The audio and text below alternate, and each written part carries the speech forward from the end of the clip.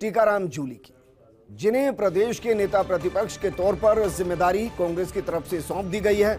आधिकारिक लेटर के जरिए उनको जिम्मेदारी सौंप दी गई। गोविंद सिंह डोटासरा कांग्रेस के प्रदेश अध्यक्ष बने रहेंगे।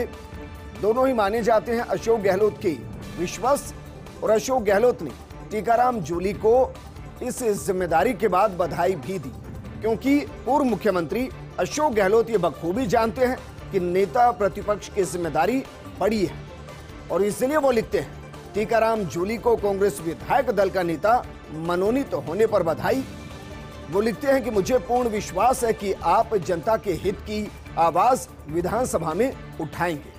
अलबत्ता जूली को भंवर जितेंद्र का भी करीबी माना जाता है, लेकिन जिस तरीके से ये खबर फर्स्ट इंडिया ने ब्रेक की, सबसे पहले फर्स्ट इंडिया ने बताया कि टीकाराम जूली सीएलपी लीडर बनने वाले हैं। सबसे पहले ऑफिशियल लेटर भी फर्स्ट इंडिया ने दिखाया, और उसके बाद सीएलपी लीडर बनने के बाद टीकाराम जूली से एक्सक्लूसिव बातचीत भी फर्स्ट इंडिया ने सबसे पहले की।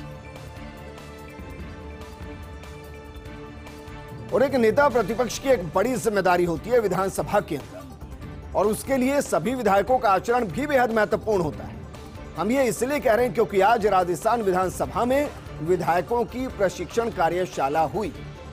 कार्यशाला में वो तमाम दिग्गज मौजूद रहे जिन्होंने विधानसभा को देखा है, अलग अलग पदों पर काम किया है, जिम्मेदारी को समझा है, राज्यसभा को देखा है, लोकसभा को देखा है, और वर्तमान में बड़े पद पर आसीन है। दरअसल कार्यशाला में उपराष्ट्रपति जगदीप धनखड़ पहुंचे, उन्होंने संबोधित किया।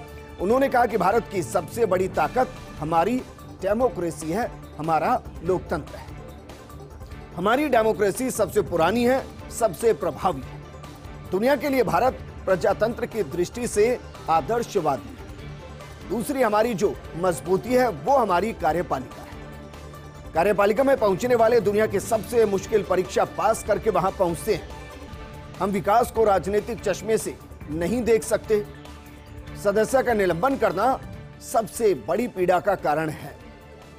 राजनीतिक दलों से मेरा आग्रह है, सदस्य अपनी प्रतिभा को तभी दिखा पाएंगे जब आसन पर संदेह करना छोड़ देंगे। उन्होंने कहा कि आसन पर संदेह करना कभी ठीक नहीं रहेगा।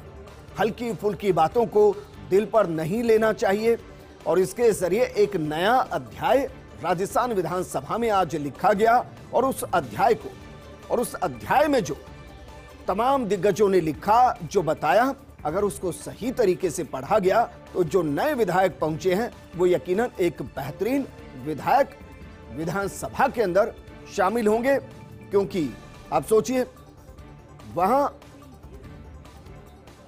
किस तरीके से राज्यसभा अध्यक्ष आते हैं, लोकसभा अध्यक्ष आते हैं, घनश्याम तिवाड़ी जैसे विद्वान आते हैं जो बताते हैं कि यहां एक विधायक की ताकत कितनी है, बस उसको इस्तेमाल करना आना चाहिए।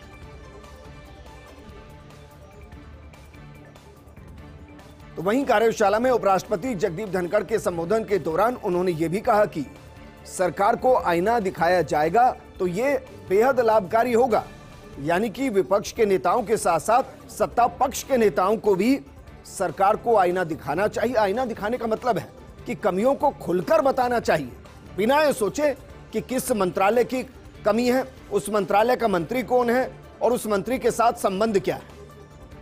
क्योंकि अगर सही आईना दिखाया गया तो वो बेहद लाभकारी होगा। लाभकारी किसके लिए?